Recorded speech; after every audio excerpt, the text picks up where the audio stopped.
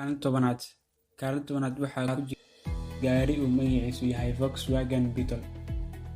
Gaarigani waxaa lagu sameeyay dalka Jarmalka kadib markii uu dilaaga caanka ah ee Adolf Hitler uu amray in la sameeyo gaari qiimihiisu raqiis yahay, sidoo kale tayadiisuna ay sareyso oo ay qoysaska iyo ganacsatada reer Jarmal ay si raaxo ah u isticmaali karaan uguna safri karaan. Waxaana naanaysta gaarigan laga dhigay gaarigii ummadda, waxaana u bixiyay Adolf Hitler. Gaarigan sidoo kale waxa uu ka soo muuqday filimo badan sida filimka caanka ah ee Herbie Movie. Gaarigan ayaa naqshadeeyay nin lagu magacaabo Ferdinand Porsche oo u dhashay dalka Jarmalka, wuxuuna kumbaniga gaarigan sameeyay 21 milyan oo gaariga noocan ah sanadkii 1938. Kaalin sagaalaad waxaa ku jira gaari uu magaciisu yahay Toyota Prius oo la sameeyay sanadkii 1997. Gaarigani ayaa ah mid aan ku shaqayn shidaalka, balse waxa uu ku shaqeeyaa korontada, wuxuuna ka mid noqday gawaaridii ugu horeysay ee ku shaqeysa korontada. Kadib soo saarista gaarigan ayaa waxaa la dhacay in badan oo darawaladii waagaas caanka ahaa, waxaana shirkadda gaarigan ay ka codsadeen in ay soo badiyaan.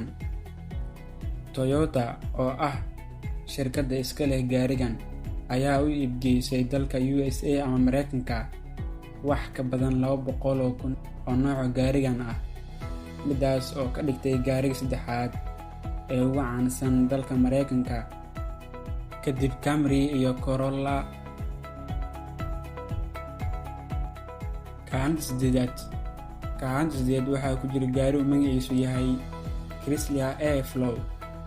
1934 ilaa 1937 ayuu shaqaynayay gaarigan. 3 sano oo kaliya ayaa zaid loo isticmaali jiray.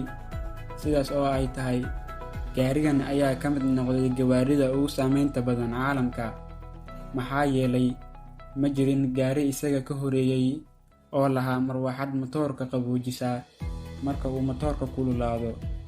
Haddii aad u fiirsato sawirada gaarigan, waxaad ku arkaysaa duleelo yaryar oo afkooda kaga yaala, midaas oo u sahasha marwaaxadda gudaha ku jirta in ay hawo hesho si ay u qaboojiso matoorka gudaha ku jira.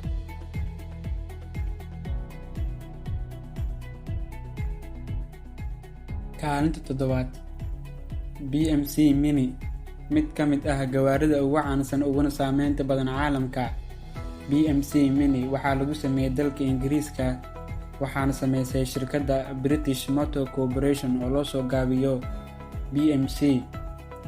Gaarigani ayaa la sameeyay xilli uu Ingiriiska shidaal la'aan ay ka jirtay, maxaa yeelay boqorkii Sacuudiga ahaa ee Maxamed bin Nayef ayaa u diiday inuu u soo dhoofiyo shidaal boqortooyada Ingiriiska, midaas oo keentay in gaarigan dib u habeyn lagu sameeyo si uusan u isticmaalin shidaal badan.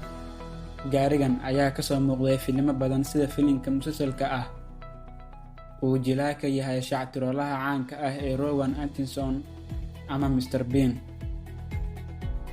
Kaalinta lixaad waxaa ku jira gaari uu magaciisu yahay BMW Vision Next 100.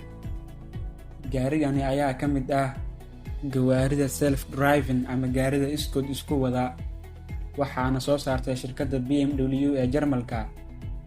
Waxyaabaha cajiibka badan ee uu gaarigan leeyahay ayaa ka mid ah in uu la shaqeeyo dareemaha oo ma lahan wax steering ah, kaliya waxaad u baahan tahay inaad gacantaada meel saarto si uu ula shaqeeyo dareemahaaga. Gaarigani ayaa soo jiitay dad badan oo caan ah, balse shirkadda BMW ayaa sheegtay in uu gaarigan si toos ah u soo bixi doono 100 sano ee soo socota.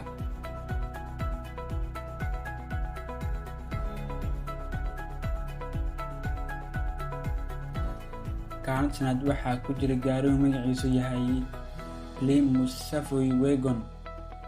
Gaarigani ayaa la sameeyay 1951, waxaana sameysay shirkadda Chrysler Corporation. Gaarigani ayaa gadaal ku lahaa qol la seexan karo ama carruurta la seexin karo. Gaarigani ayaa zaa'id loo iibsaday xilligii dagaalka labaad ee adduunka, waxaana zaa'id u adeegsaday qoysas si ay uga cararaan dhibaatooyinka dagaalka labaad ee adduunka, waxayna qoysaskan zaa'id ugu jeclaayeen gaarigan, waxayna ugu naanayseen gaarigii hawo-qaboojiye.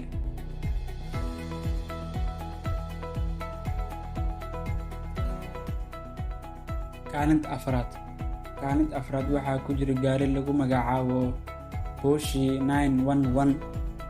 Qaab ahaan iyo qaab ciyaareedkaba ma jiro gaari lala barbardhigi karo. Waxaa la sameeyey sanadkii 1964, waxaana leh shirkadda Volkswagen Group, wuxuuna ka mid yahay gawaarida isboortiga ee ugu caansan, isagoo jebiyey iskoorar badan. Wuxuuna gaarigan sumcad iyo dhaqaale badan u soo xareeyey shirkadda samaysay ee Volkswagen Group, wuxuuna dhaqaalaha soo xareeyey gaaraya $1.9 bilyan oo doolarka Mareykanka ah.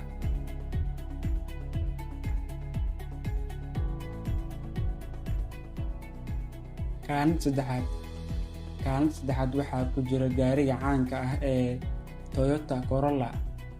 Waxaa laga yaabaa inaad aragtay ama aad kaxaysay gaarigani caanka ka ah adduunka, ahna midka saddexaad ugu saameynta badan caalamka oo ma jiro gaari looga iibsi badan yahay gaarigan, isagoo la iibiyey 44 milyan oo nooca gaarigan ah. Waxaana la iibsanayay gaarigani 40kii sano ee soo dhaafay. Markii ugu horeysay ee la sameeyey gaarigan waxay ahayd 1966, waxaana samaysay shirkadda kaalinta koowaad u fadhisa samaynta gawaarida ee Toyota.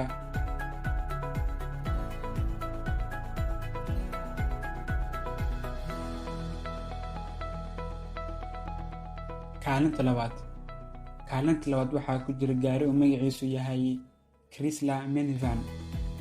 Gaariga loo doorto qoysaska iyo weliba kubadda cagta ama isboortiga. Chrysler Minivan wuxuu caddeeyey inuu yahay mid caan ah oo waara. Waxaa la sameeyey sanadkii 1984, waxaana samaysay shirkadda Chrysler Corporation. Ma jiro gaari ka fiican oo ay qoysaska isticmaali karaan kuna safri karaan, isagoo aan isticmaalin shidaal badan, wuxuuna leeyahay kuraas badan oo ku filan dadka raacaya. Wuxuuna gaarigan saacaddii jari karaa 120 kiiloomitir isagoo adeegsanaya wax ka yar 5 litir oo shidaal ah.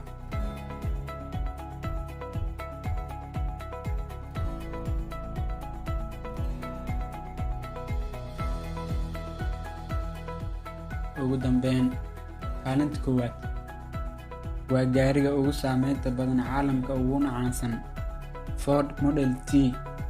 Waxaa la sameeyey sanadkii 1908, waxaana samaysay shirkadda lagu magacaabo Ford Motor Company, wuxuuna qiimihiisu ahaa $825 oo maanta u dhiganta $18,000 oo doolarka Mareykanka ah. Gaarigani wuxuu keenay dhaqdhaqaaq iyo barwaaqo heer aan la filanaynin.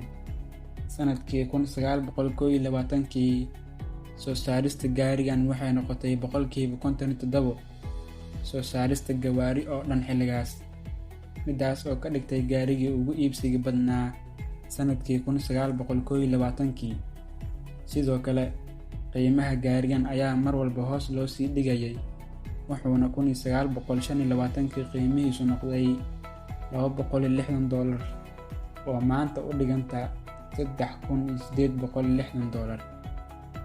wuxuuna gaarigan saacaddii jari karaa 100 kiiloomitir. Gaarigani ayaa kasoo muuqday filmo badan sida filimka caanka ah ee C to C